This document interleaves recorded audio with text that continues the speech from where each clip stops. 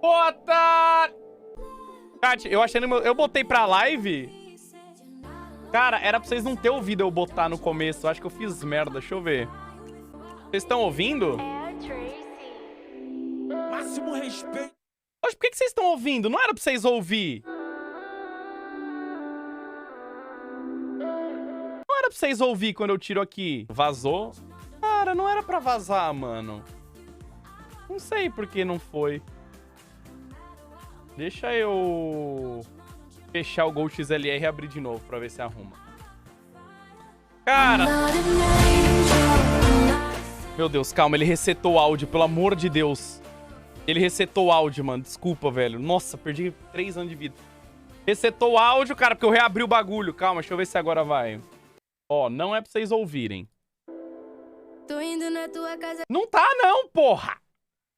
Não tá, mas não era pra vocês ouvirem. Mano, tá bugado, velho. Não tá funcionando, não, mano. É isso que você escuta enquanto joga?